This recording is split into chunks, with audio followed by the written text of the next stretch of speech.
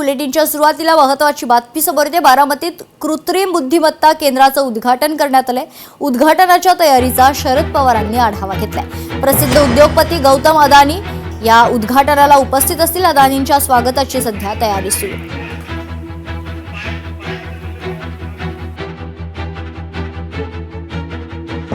आपण बघतोय ती म्हणजे बारामतीमध्ये कृत्रिम बुद्धिमत्ता केंद्रांचं उद्घाटन करण्यात येणार आहे। उद्घाटनाच्या तयारीचा शरद पवारांनी आढावा घेतलाय।